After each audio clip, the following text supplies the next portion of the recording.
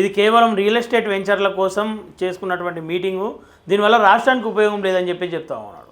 ఇప్పుడు నేనేమంటున్నా, economics wheel అనేది ఆర్థిక ప్రగతి చక్రంలో పెట్టుబడి చాలా కీలకం. ఓకే, ప్రభుత్వాలు అందరికీ ఉద్యోగాలు ఇవ్వలేవు. ఇవాళ ప్రపంచంలోనే ఎక్కువ యూత్ ఉన్న దేశం భారతదేశం. తెలంగాణలో దాదాపు 50 లక్షల మంది టీఎస్పీఎస్సీలో గవర్నమెంట్ జాబులు కావాలని రిజిస్ట్రేషన్ చేసుకున్నారు. తిప్పి కొడితే వాళ్ళకి 5,000 మందికి కూడా ఉద్యోగాలు రావు, 10,000 మందికి వస్తాయి. మరి మిగతా 50 లక్షల మంది టీజీపీఎస్సీలో రిజిస్ట్రేషన్ చేసుకున్నారు. బయట 1 కోటి మంది ఉంటారు. 10th పాస్ అయ్యి, ఇంటర్ పాస్ అయ్యి, డిగ్రీ పాస్ అయ్యి, ఇంజనీరింగ్ పాస్ అయ్యి, రకరకాల కోర్సులు చేసి కూడా జొమాటో, స్విగ్గీ, నిరుద్యోగం అనేది ప్రపంచంలోనే అతిపెద్ద సమస్య. పేదరికం అనేది అతిపెద్ద సమస్య. అలాంటిది భారతదేశంలో సగం జనాభాకి అసలు సరైన ఉపాధి లేదు. కాబట్టి నేనేమంటున్నా అంటే పెట్టుబడులు రావాలి, కానీ ఆ పెట్టుబడులు కొంతమందికి డార్లింగ్స్ కావద్దు. ఓకే, పెట్టుబడి వల్ల ప్రజలకు ఉపయోగం జరగాలి, ఇండస్ట్రీకి లాభం జరగాలి, మొత్తం ఎకో సిస్టమ్ బాగుండాలి. నువ్వు 5,75,000 కాదు, 500 లక్షలు బిలియన్ డాలర్లు తీసుకురా, మేము పెట్టుకుంటాం. కానీ నువ్వు చదువుకుంది ఎకనామిక్స్ కాదు, నువ్వు చదువుకుంది పబ్లిక్ పాలసీ కాదు, నువ్వేదో ఏవి కాలేజీలో BA చదువుకున్నావు, నీకు అనుభవం లేదు, అవగాహన లేదు. గతంలో చంద్రబాబు నాయుడు గారు కూడా ఇట్లనే పెట్టుబడులు అన్నాడు. ఆడ ఏమైంది ఆంధ్రాలో చూస్తే అర్థమవుతుంది. ఇలా ఈ ఫ్యాషన్ ఏమైపోయిందంటే, ఎవడు పడితే వాడు రాజకీయ నాయకుడు అయిపోయి, ఎవడు పడితే వాడు ముఖ్యమంత్రి ప్రధానమంత్రులు అయిపోయి, ఏ అర్హత లేని బేకార్ గారు కూడా సర్కారు నడపచ్చు. ఆ దావోసు పోవడం, అక్కడ విదేశీ పర్యటన చేయడం, 4 IASలు విహారయాత్ర లాగా చేయడం, వాడు ఏ కంపెనీ పెడుతుండు, ఆ కంపెనీ వల్ల మన తెలంగాణకు వచ్చిన నష్టం ఏంటి, లాభం ఏంటి, ఎకాలజీ ఏంటి, ఎన్విరాన్మెంట్, సైంటిఫిక్ డెవలప్మెంట్ ఏంటి, అది విషతుల్యమైన. ఇప్పుడు చాలా దేశాలలో ఫార్మా కంపెనీలు పెట్టనియరు, ఈవెన్ ఆఫ్రికా దేశాల్లో కూడా పెట్టనియరు. వాడోడో తుగ్లక్గాడు ఇక్కడ వచ్చి ఫార్మా అంటే ఏంది, మొత్తం విషమే కదా. ఆ విషం మొత్తం ఈ భూమిలోకి వెళ్ళిపోతుంది. ఇప్పుడు మా అంబర్పేటలో నేను ఒక 20 ఏళ్ల క్రితం ఒక ఇల్లు కొంటే, ఎప్పుడో 70 ఏళ్ల క్రితం అక్కడ ఒక కెమికల్ ఫ్యాక్టరీ ఉండేదట. ఆ మొత్తం భూమిలో వాటర్ పచ్చగా వచ్చి విషం లాగా వస్తుంది. పటాన్చెరు ఏరియాలో జామకాయలో కూడా విషం ఉంది. ఇలా ఎటు తెలంగాణ ఎకో సిస్టమ్కి, తెలంగాణ ఎకాలజీకి, తెలంగాణ ఎన్విరాన్మెంట్కి ఎలాంటి ఫ్యాక్టరీలు పెట్టాలి, ఎలాంటి కంపెనీలు పెట్టాలి, వాటి వల్ల వచ్చే దీర్ఘకాలిక నష్టం ఏంటి, తాత్కాలిక నష్టం ఏంటి, లాభం ఏంటి అనేది ఒక ఫీజిబిలిటీ రిపోర్ట్ ఇచ్చి ఒక ఇండస్ట్రియల్ పాలసీలో ఏ ఇండస్ట్రీస్ ఎక్కడ పెట్టాలి, ఎక్కడ పెట్టకూడదు అనేది ఒక సైంటిఫిక్ అట్లాంటి పరిస్థితులు ఉన్నాయన్న ఇప్పుడున్న రాజకీయ నేతల దగ్గర. మీరే చెప్పాలి. ఇప్పుడు దేనిలో పనికిరాని వాళ్ళు రాజకీయ నాయకులు అవుతున్నారు, దేనిలో పనికిరాని రాజకీయ నాయకుల బ్లాక్ మనీ దోచుకునే వాళ్ళు స్వామీజీలు అవుతున్నారు. ఇప్పుడు కారు నడపాలంటే డ్రైవర్కి డ్రైవింగ్ లైసెన్స్ ఉండాలి, డ్రైవింగ్ నైపుణ్యం ఉండాలి.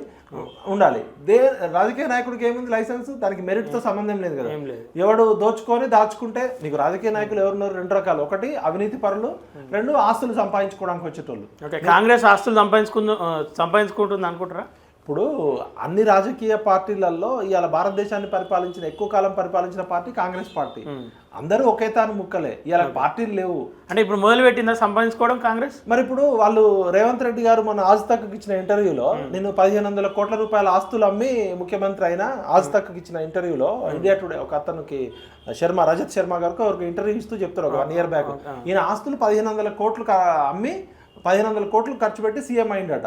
అట్లనే మన ఆంధ్రజ్యోతి ఎడిటర్ రాధాకృష్ణ గారు కూడా రేవంత్ రెడ్డి గారు 1000 కోట్లు ఖర్చు పెట్టి సీఎం అయినా అంటున్నారు. మరి 1000 కోట్లు ఖర్చు పెట్టినోడు వాళ్ళకు ఇంకో 10 లక్ష కోట్లు సంపాదించుకుంటాడు, పెట్టుబడే కదా. ఇప్పుడు రాజకీయం వ్యాపారం అయినప్పుడు హెలికాప్టర్లో తిరగడానికి, సీట్లు కొనడానికి, బీఫామ్కి 50 కోట్లు 100 కోట్లు. ఎలక్షన్ క్యాంపెయిన్కి మన జూబ్లీలో చూసినాం కదా, ఒక పార్టీ ఓటుకు 2,500 ఇస్తే ఒక పార్టీ 1,500 ఇచ్చింది. చీరలు పంచారు, పట్టు చీరలు పంచారు, కుక్కర్లు పంచారు, వాషింగ్ మిషన్లు పంచారు. ఇక 300 కోట్లు అవుతుంది ఎలక్షన్. ఇందులో మీలాంటి వాళ్ళ పాపం లేదంటారా అన్న? గతంలో బీఆర్ఎస్ తప్పు చేస్తుందని చెప్పేసి మీలాంటి వాళ్ళు అనేక మంది పోరాటం కేసీఆర్ను గద్దె దింపింది. ఇలా రేవంత్ రెడ్డి గద్దె ఎక్కడంలో మీలాంటి వాళ్ళ పాత్ర ముఖ్యంగా ఉంది. ఇలా ఎందుకు మౌనంగా ఉంటున్నారు అని చెప్పేసి అంటే ఏం చెప్తారు? ఇప్పుడు తెలుగులో ఒక సామెత ఉంటుంది, పెనం వేయించి పొయ్యిలో పడ్డట్టు అన్నట్టు. ఆ రోజు చంద్రబాబు నాయుడు, రాజశేఖర్ రెడ్డి, లేకపోతే కిరణ్ కుమార్ రెడ్డి, రోషయ్య లాంటి సమైక్యాంధ్ర పాలకులు తెలంగాణ నిరుద్యోగులని ఉద్యోగాలు ఇవ్వట్లేదు, నీళ్లు నిధులు నియామకాలని కొట్లాడి 14 ఏళ్ళు కొట్లాడి కేసీఆర్ని తెచ్చుకుంటే, కేసీఆర్ అపరిచితుడిలాగా అంతకుముందు ఉద్యమ తెలంగాణ వేస్తా బంగారు తెలంగాణ అని ఉద్యమకారులంతా ఆగం చేసిండు. 14 ఏళ్ళు కేసీఆర్ కోసం కష్టపడి తెలంగాణకు తెచ్చుకుంటే 10 ఏళ్ళు కేసీఆర్ రాక్షస పాలన నుంచి, నియంత పాలన నుంచి కొట్లాడినాం.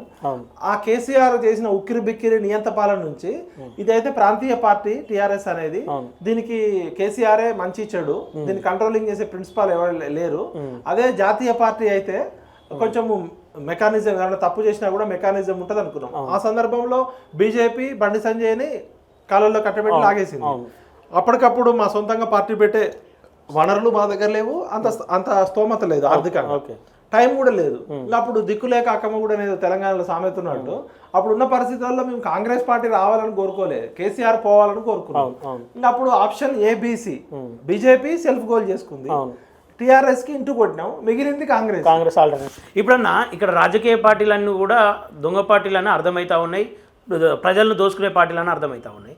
మరి మీరెందుకని, అంటే మీలాంటి వాళ్ళు అనేక మంది తెలంగాణలో దాదాపుగా అనేక మంది మేధావులు ఉంటారు, మీరెందుకని చెప్పేసి కొత్త రాజకీయ వేదికను సృష్టించలేకపోతారు? మీరు చాలా మంచి ప్రశ్న అడిగారు. రాజకీయం అంటే ఇప్పుడు ఏమైపోయిందంటే కొనడం అమ్మడం. అవును.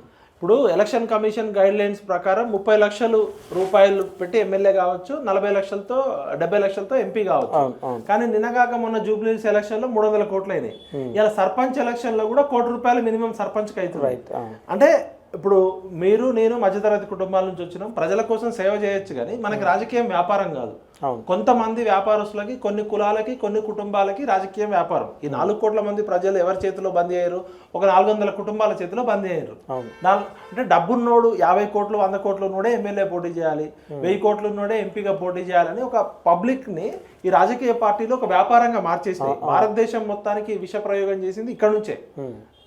చంద్రబాబు నాయుడు గారు గతంలో చేసిరు, తర్వాత రాజశేఖర రెడ్డి గారు కంటిన్యూ చేసిరు, కేసీఆర్ వచ్చినాక రేటు పెంచేసారు, ఇప్పుడు రేవంత్ రెడ్డి గారు హెలికాప్టర్లు వేసుకొని ప్రచారం చేస్తున్నాడు. అంటే ఆఖరికి ఓటర్లు కూడా ఎట్లా తయారంటే, టీచర్స్ గ్రాడ్యుయేట్ ఎలక్షన్స్ లో, టీచర్స్ ఎలక్షన్ లో కూడా 5,000 రూపాయలు తీసుకొని అమ్ముడుపోయే గ్రాడ్యుయేట్లు ఉన్నప్పుడు 5,000 రూపాయలు మాకు ఎందుకు వేయలేదని కొట్లాడే టీచర్ ఓటర్లు ఉన్నప్పుడు, ఇంకా మళ్ళీ మీలాంటి వాళ్ళు నాలాంటి వాళ్ళు రాజకీయాల్లోకి వస్తే డబ్బులు లేకుంటే ఎందుకు వచ్చినా పీకడానికి వచ్చినావు అంటారు ఓటర్లే.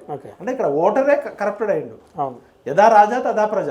పైన ఉన్న రాజకీయ నాయకులు అట్లే ఉన్నారు, కింద ఉన్న ఓటర్లు అట్లే ఉన్నారు. వ్యవస్థ మొత్తం మార్చాలి కాబట్టి ఎక్కడో చోట మనలాంటి వాళ్ళం ఒక పైలట్ ప్రాజెక్ట్ తీసుకొని కనీసం ఒక 5-6 కాన్స్టిట్యున్సీలోనన్నా నిజాయితీ పరులని, చదువుకున్న వాళ్ళని, నిజమైన సేవ చేసేటోళ్ళని మార్చే. ఇప్పుడు గొంగట్లో కూర్చొని ఎంటికలు ఏరుకుంటే ఎంటికలే వస్తాయి. కాబట్టి మనం ఆ గొంగట్లో కూర్చొని ఎంటికలు ఏరకుండా కొత్త వ్యవస్థ కోసం నిజాయితీగా ట్రై చేయాలి. ఇది ఉద్యమం అనేది ఒక రోజుతో ఆగేది కాదు. ఉద్యమము ఊపిరి తీసుకోవడం అనేది నిరంతర ప్రక్రియ. మన శరీరంలో బతుకున్నంత కాలం ఊపిరి ఎట్లా తీసుకుంటామో, ఈ సమాజంలో ఉన్న సమస్యల పరిష్కారానికి తెలంగాణలో నిత్యం ఉద్యమం అవసరమే. అది ఏదో ఒక ఉద్యమం.